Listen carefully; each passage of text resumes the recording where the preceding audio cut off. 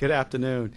I'd like to share with you a little bit about my observations in Plaquemines Parish, owning a small business and coming from a small town. Some of the things that I've seen since Katrina just have amazed me, and it tells me part of why we're in the situation that we're in.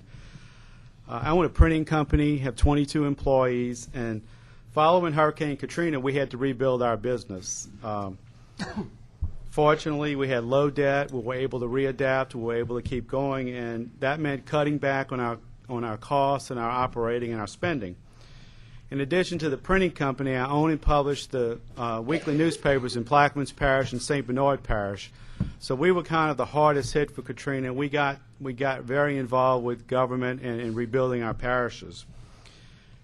Everybody that owned a business, and dare I say everybody in this region, had to learn all about the federal government over the last 5 years because of all of the programs that we had to interact with and attempt to get our businesses and our homes and our lives rebuilt. Corps of Engineers, FEMA, Homeland Security all became dirty words in this area. Now, I don't want anyone to misunderstand me. We're all very grateful to the nation for coming to our aid and spending the dollars that were spent here, but I'd like to give you a few observations of what we watched happen. There was a new prison built in Plaquemines Parish just before Katrina at a cost of $14 million. Well, FEMA comes in and decides to help us rebuild that facility, and with their wisdom, they have put in a $20 million temporary facility to hold them over until the $104 million permanent facility is built. So we've spent $124 million replacing a $14 million prison. There's a temporary levee being built right now in Belle Chase at a cost of $20 million. It's going to be completed before the storm season in August. It will be torn down next year and replaced by a $100 million levee. It'll be up for one season. The world's largest pumping station is in our backyard, $1 billion.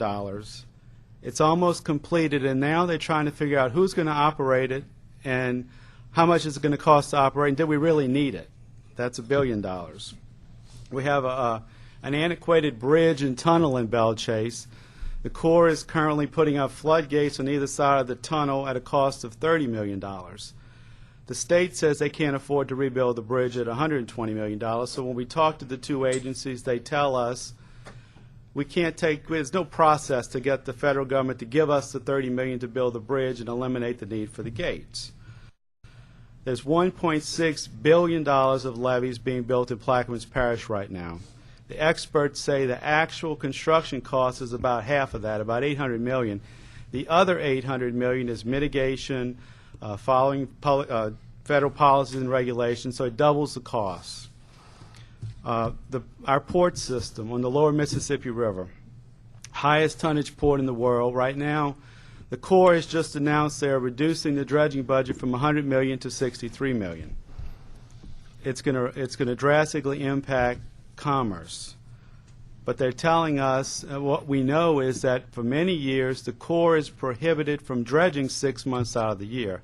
There's a regulation in place that the Corps can only dredge for 6 months. The other 6 months they have to go out to private contracts. So private dredging companies were successful in getting legislation that shuts the Corps down for 6 months. Now it should be one way or the other. If it's cheaper for the Corps to do it, they should do it year-round. If it's cheaper to do it under private bid, it should be done that way year-round. So I've given you examples of billions of dollars that I've witnessed just in a few years in a very, very small region of the country. And I know we have to get to trillions of dollars to make a difference in the federal debt, but if we can identify what's happening in our own little region, this is happening across the nation. Those of us in New Orleans have I think, a unique perspective of what can happen if we hit the wall.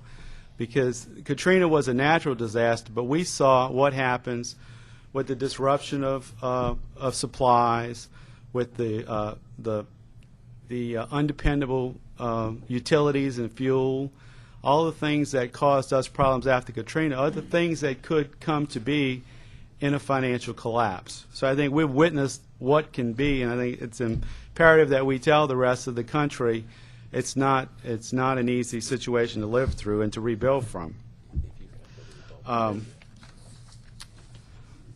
30 years ago when I started my business, the suppliers were around the corner, the vendors, my customers were around the corner. We lived in a much more concise environment. All of the, my lenders were next door. The world has changed. All of the things that you see here show us how dependent we are on the rest of the world and how dependent they are on us. So we're going to be good worldly citizens. We have to be sure that our house is in order and that we're living up to our financial obligations.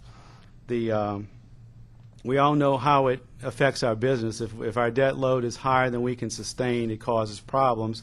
But if we're good business owners, we react to that, and that's what's not happening now. We're not having the reaction to the problem. So it's imperative that we have the best and brightest economists looking at this, and it's imperative that we bring the message to our elected leaders, be sure that they understand, and that we do something about the problem. Thank you.